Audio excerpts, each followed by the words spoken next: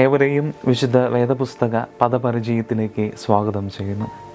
അപ്പോസ്തലനായ വിശുദ്ധ പൗലോസ് കൊലോസ്യർക്ക് എഴുതിയ ലേഖനം 1-ാം അധ്യായം 9-ാം വാക്യത്തിൽ നാം വായിച്ചതുപോലെ പ്രധാനപ്പെട്ട 3 വാക്കുകളിൽ നിന്നും ജ്ഞാനം, വിവേകം, പരിജ്ഞാനം എന്ന വാക്കുകളിൽ നിന്നും പരിജ്ഞാനം എന്ന വാക്കിനെ ഇന്ന് കൂടുതൽ അടുത്തറിയുവാൻ നമുക്ക് ശ്രമിക്കാം. സുനേസിസ് എന്ന ഗ്രീക്ക് പ്രയോഗമാണ് പരിജ്ഞാനം അഥവാ സ്പിരിച്വൽ അണ്ടർസ്റ്റാൻഡിങ് എന്നതിനെ സൂചിപ്പിക്കുവാൻ പൗലോസ് ഇവിടെ ഉപയോഗിച്ചിരിക്കുന്നത്.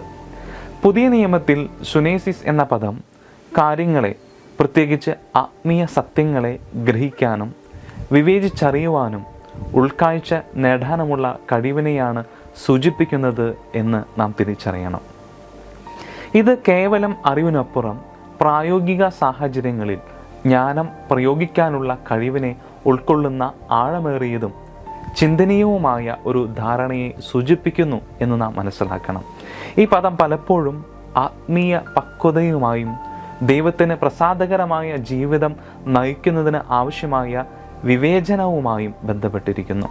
അതുകൊണ്ട് പരിശുദ്ധാത്മാവുമായ ബന്ധത്തിൽ ജീവിതഗതികളെ പരിജ്ഞാനത്തിൻ്റെ പാതയിൽ നടത്തുവാൻ ദൈവത്തിൻ്റെ പരിശുദ്ധാത്മാവ് നമ്മെ അനുഗ്രഹിക്കട്ടെ.